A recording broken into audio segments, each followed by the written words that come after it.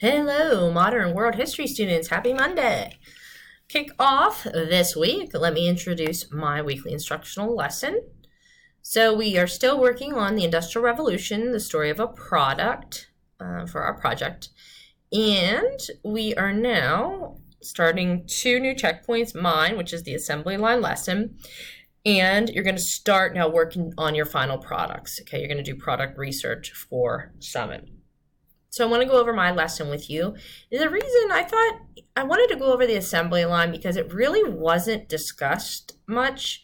Definitely not in the checkpoints, a little bit in your focus area playlist. But so that's why I decided to give you this, because this was a huge shift in what occurred during the Industrial Revolution. Now, it happened in the early 1900s, the turn of the century.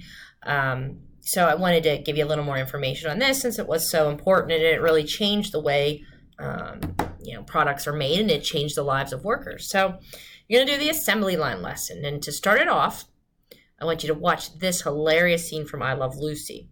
So I say, one of the major changes that occurred in the latter part of the Industrial Revolution was the invention of the assembly line, invented by Henry Ford. Think Ford cars. So Henry Ford. What was it like to work on an assembly line? So I would play this for you right now, but it doesn't make any sense. You could just watch this on your own. But I'll just start it out a little bit. All right, girls. Now this is your last chance. If one piece of candy gets past you and into the packing room unwrapped, you're fired. Yes, ma'am. So anyways, this is hilarious. It's a 2-minute scene from I Love Lucy. You may have seen this before. It's a classic clip, but this shows you what it was like to work on an assembly line and how hard it could be to keep up. So I highly suggest you watch that on your own. And then there's just some questions then. If we watch this live together, then I would ask you these questions. So I want you to just think about these questions on your own. So how did the manager treat Lucy and Ethel? How did Lucy and Ethel's reactions to the work change throughout the clip? And you're going to see it's very different from the beginning to the end. In what ways do they handle the increase in the volume of work? How might this relate to the quality of work being done or the quality of the item being produced? What would it be like to do that task for the entire day, both mentally and physically?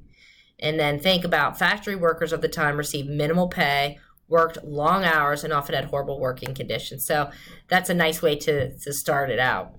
And so then what I want you to do in this lesson to learn more about it is I want you to read, you're going to have to scroll down here to Part 4, Economic Transformation. And this will help you to learn more about the switch from what's called cottage industries, where people would make a product from start to finish at home. So we're switching from that, and they call it cottage because think you're like at home in your cottage making these products, and one person would do it. Well, then you switch to the factory system, and so you go from making something by hand, really good quality, it'd be expensive because it would take time and one person would do it, to now a factory, and especially once you have this assembly line, one person takes one little piece of that product and does it, and everyone has a certain role to do on the assembly line. So does quality change? How does that affect the workers? So, I also say the entire thing would be good for you to read as a review.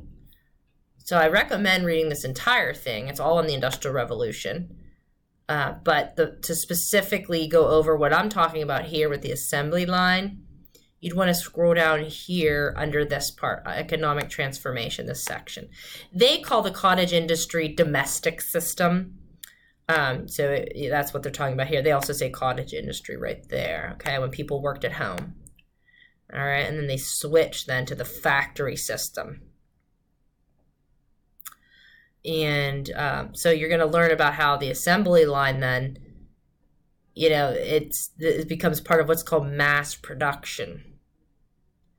All right, so you can now make goods for a large, mass of people faster.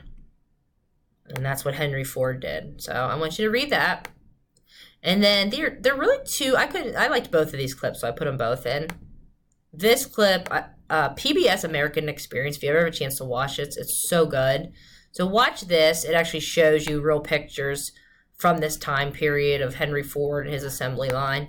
And then this one's good because this one is a CBS Morning News.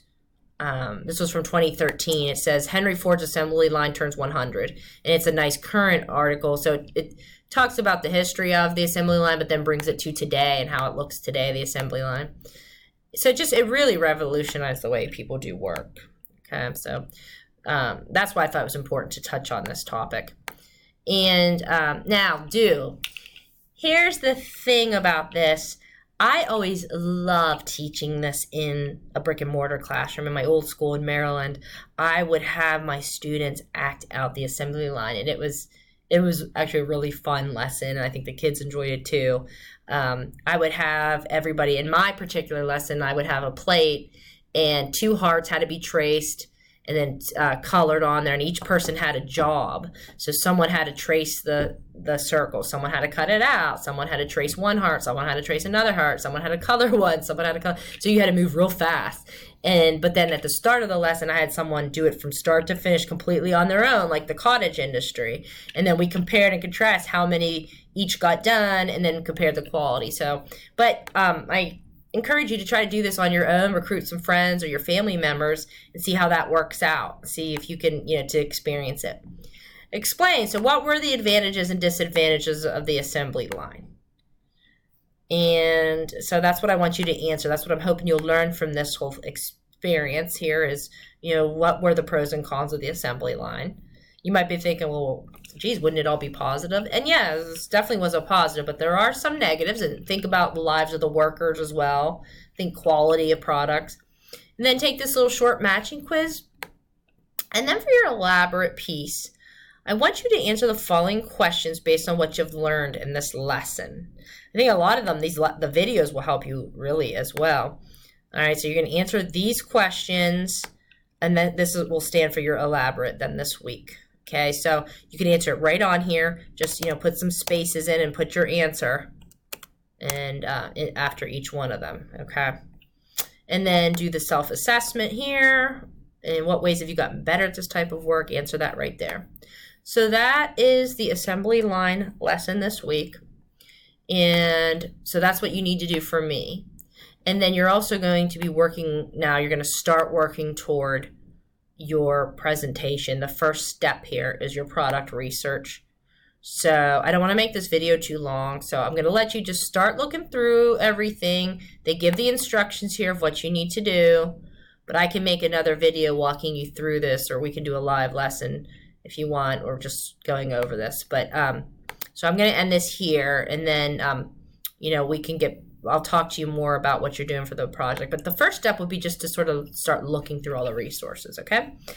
All right, you can get started. You have a wonderful week, and you know where to find me if you need me for anything. Okay, bye.